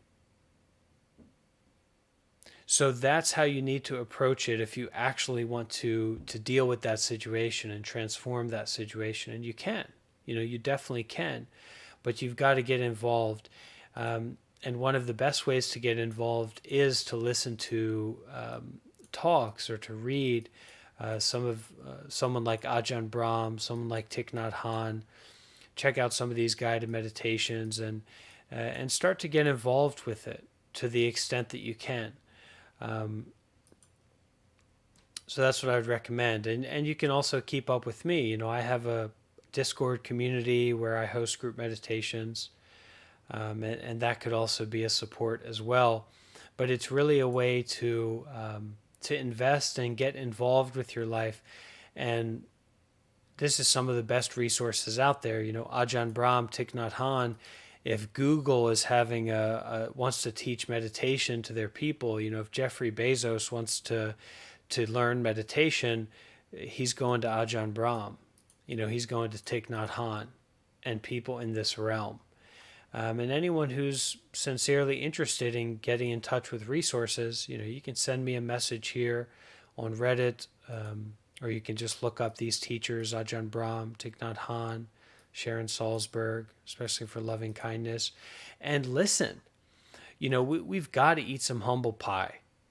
We've got so many people who are just really not skillful at dealing with their mind or dealing with their life. And you bring up the idea or the concept that there are like people who are incredibly skillful at this. And then they, well, whatever, I don't care about that. Or you follow through, you go to listen to someone that I recommend or that someone else recommends, and then you listen to it for a second, you immediately say, this doesn't taste like YouTube. This doesn't taste like TikTok. This doesn't taste like Mountain Dew and Cheetos. Well, no, it doesn't. It's not supposed to. It's medicine. It's teaching. It's a teaching for you.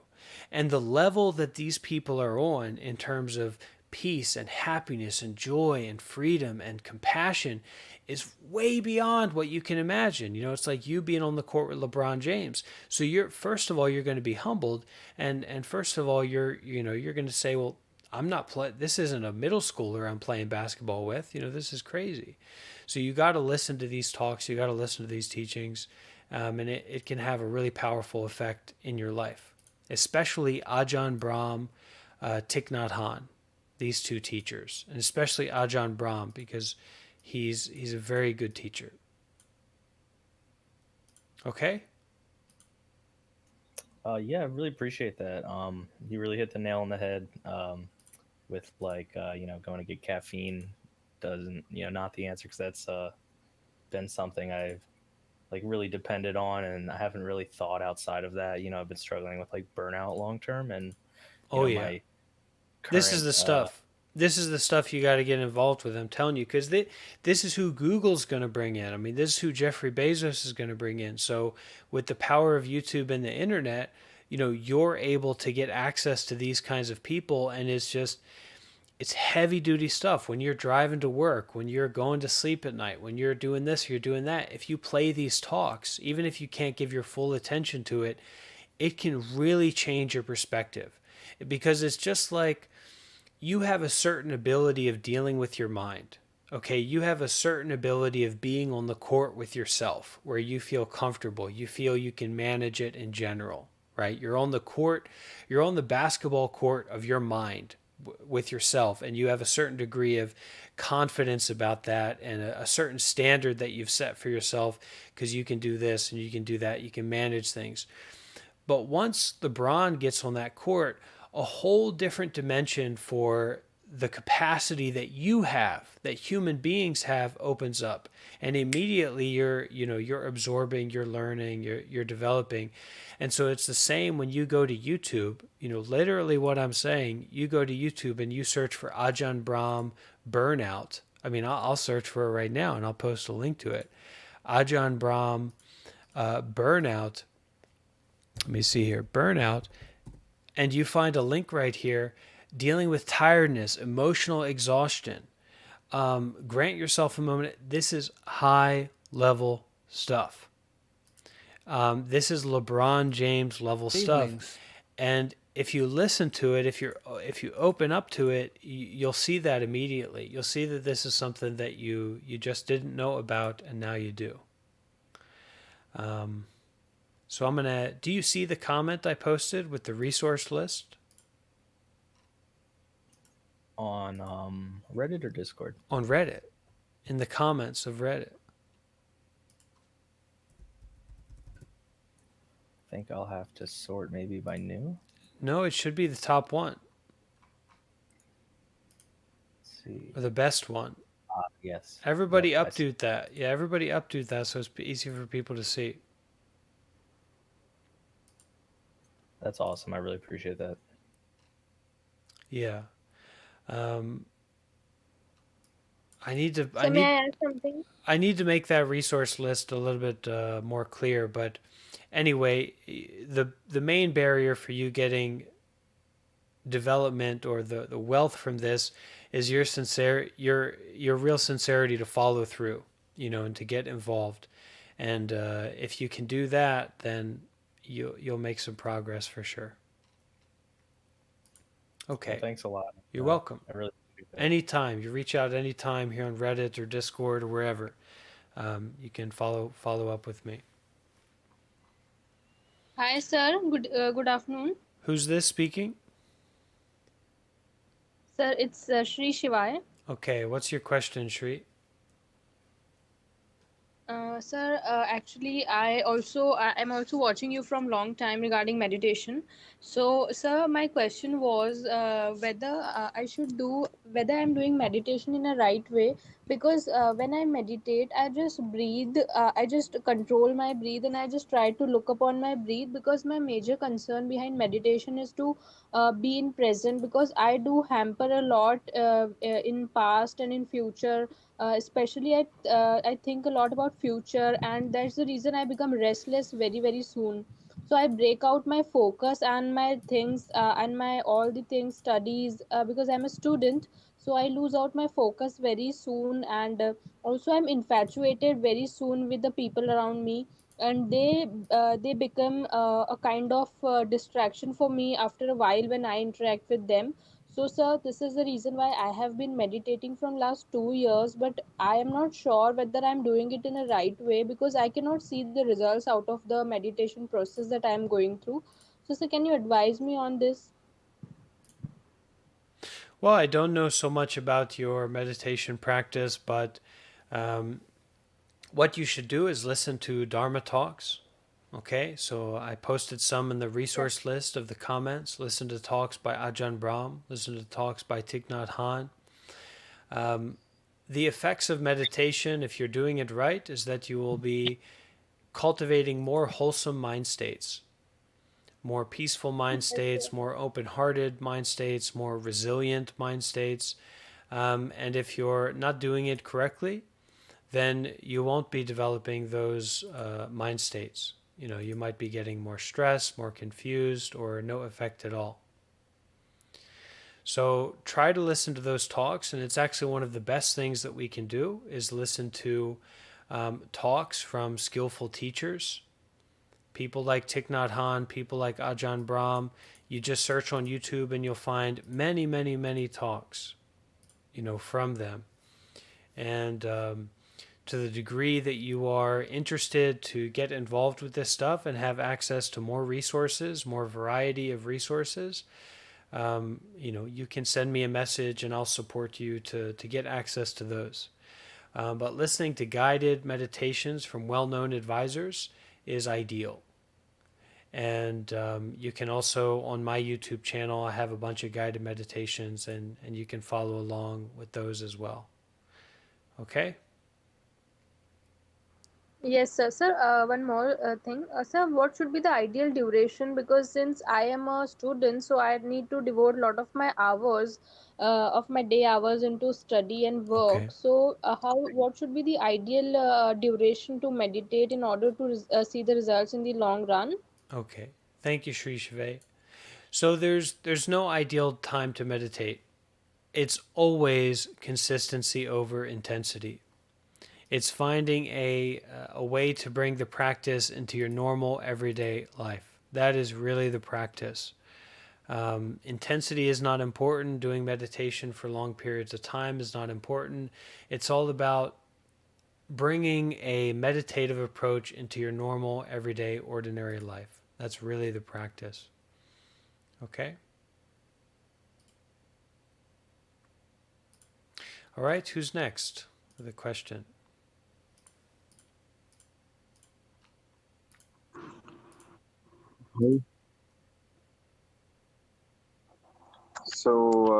Thank you so much for your talk. It's been really helpful. But I have a quick question about uh, usually, is there a goal or is there a higher purpose in meditation that you would like to reach, or the Buddhist temple usually, do they advise you that there is a level that you have to reach or something spiritual more than the material world?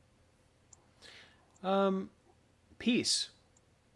Peace is the highest goal of meditation, for sure. Okay?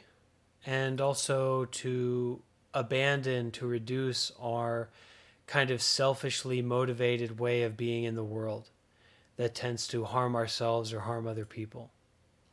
So we less angry, less greedy, less negative thinking, doing less things out of lust, doing less things out of um, a desire to get revenge or to punish, but more wholesomeness, goodness, peacefulness, and acting from those places.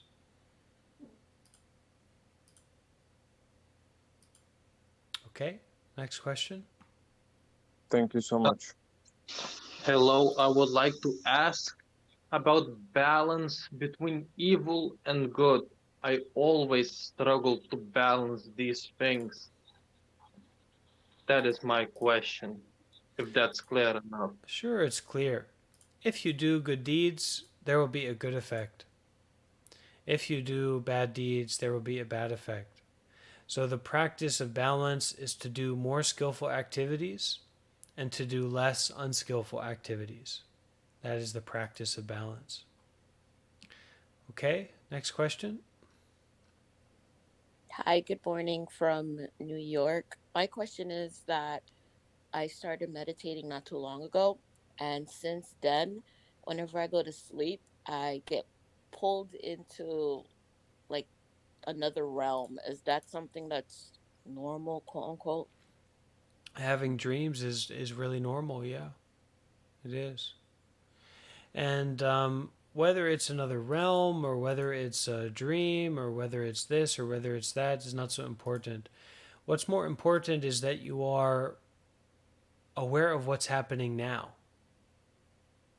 being in the present moment. And meditation or investigation of the truth is to look more and more closely, more and more intimately into this present moment, into what's happening right now.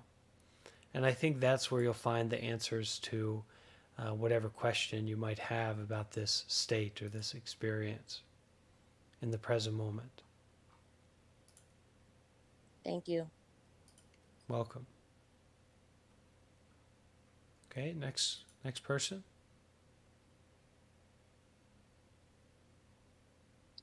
Hi. Hello. Um, Something I know about Buddhism is I think like greed is one of the great unvirtues. Yes. I'm currently unemployed and obviously I really feel motivated to get a job because I want money, and I'm finding it hard to balance because I know greed is wrong, but at the same time I feel like money is really important if I want a place, to live and eat and to support my family in the future. How do you balance that? Well, I think you balance that by following through with this practice of trying to get a job and trying to get money. from a place of your good intentionality. You just expressed why you want to do these things. It's not so that you can become wealthy. It's not so that you can have all the things that you want. It's because you want to take care of yourself and you want to take care of others. So this isn't greed. This, we can say, is a compassionate aspiration. It's a good intention. And money is useful. Money isn't inherently bad or evil. It's just that when we just want money, when we just want to get what we want, that's not very skillful. And that's never ending. But when we have a kind of compassionate aspiration or a deep intention to get something or use something for the benefit of ourselves or others, then this is really good. This is really helpful. So try to empower that deeper intentionality that you have about getting those things so that you can support your family and the people who need supported, and yourself as well. Okay, that's actually so helpful because I was feeling like I was a really bad and greedy person, but now I understand it better. And like you're right, it's not what I want is to become really wealthy, just obviously enough to, survive and be able to help others as well. Thank you so much. You're welcome. Okay, anyone else have a question? Yes, I want to ask about evil and good. So my external expression is more important than my internal feelings of evil and good. What do you think about that?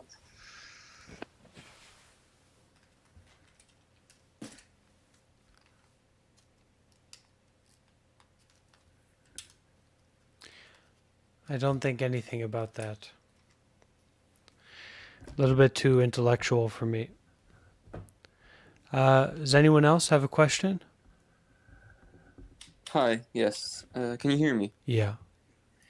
I've been practicing meditation for about 6 months daily now, and although I have become more of a peaceful person, it's starting to feel like a chore every day. And even though it's kind of the best part of my day, I struggle to find motivation to do it, essentially. And that's my question. Have you listened to Dharma talks? I haven't. So this is it, guys. Is that, excuse me, y'all? This is it, y'all. Look, if you're a Western person and you want to get into meditation, you want to become a meditator, you want to train your mind. Yes, okay, there's some meditation apps. They might be helpful for you, and they can be. Some of them can be quite good. They have good talks on there. And then there's, quote unquote spirituality and crystals and guided meditation YouTube videos with binaural beats on them. There are meditation masters. Okay, there is a gold standard for meditation teachings that mainly is found in Buddhism. A lot of it is found in Buddhism, especially if you are secularly minded, but you also want like very intense, like deep teaching about meditation and deep guidance about meditation. Buddhism is basically the place to go for sure. And a lot of the most doesn't need to be Buddhist, but a lot of the most popular and well-known like Western meditation teachers have a deep Buddhist influence. Some of them used to be monks. A lot of them used to be are Buddhist or used to be monks or have a strong Buddhist influence. So if you want to start getting into meditation, you're not just getting into like a bicep exercise.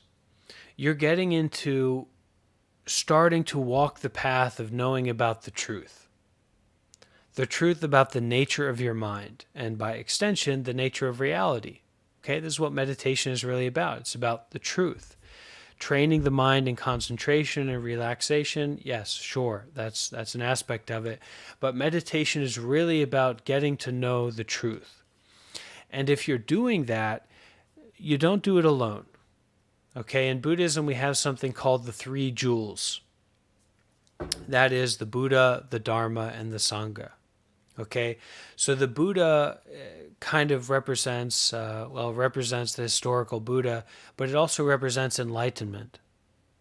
So that as a human being, we have this capacity to become enlightened, to transform all of our suffering, to transcend our suffering, to really have peace in our lives, 100%, to end suffering and to be at peace. This is the jewel of the Buddha.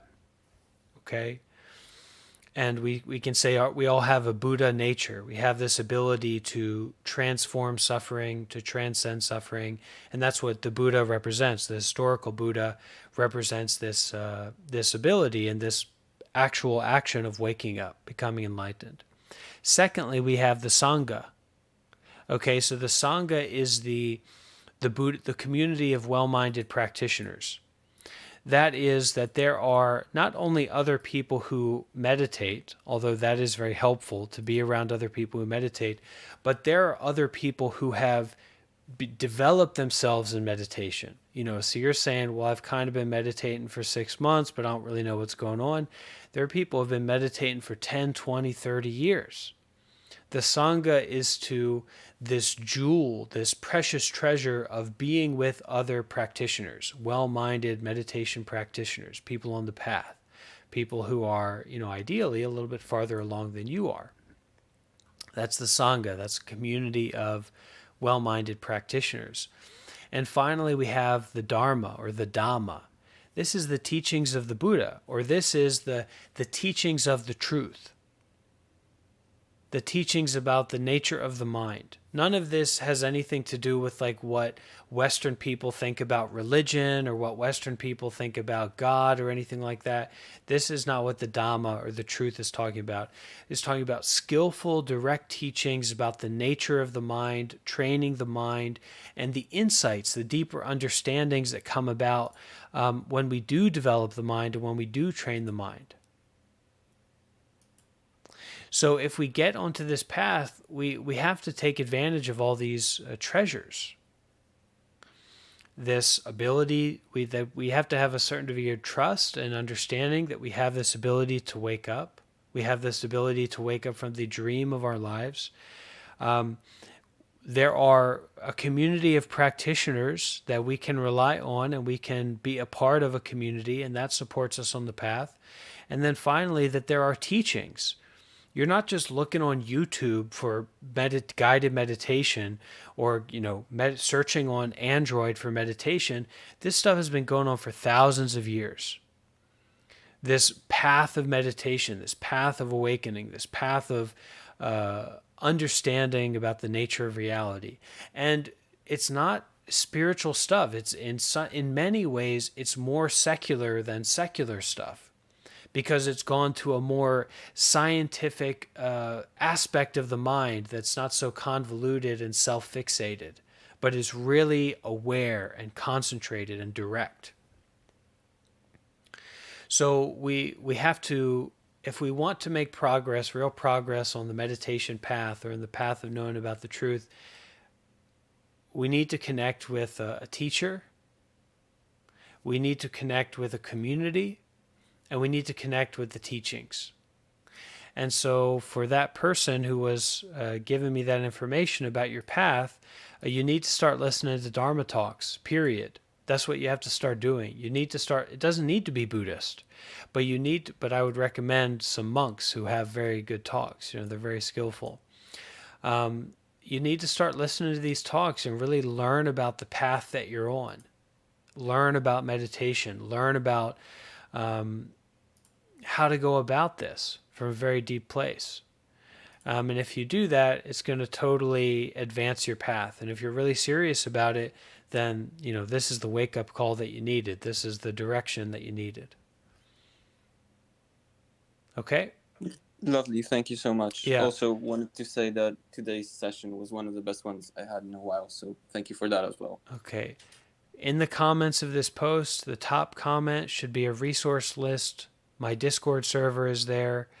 There are links to talks. My YouTube channel is there. And moving forward, if anyone needs more support for resources, talks to listen to, guided meditations, really authoritative, deep teachings, books, or talks, send me a message here on Reddit, and I'll do what I can to help you out. Okay?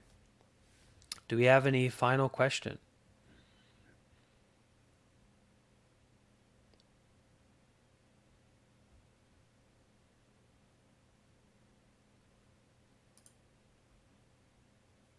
Okay.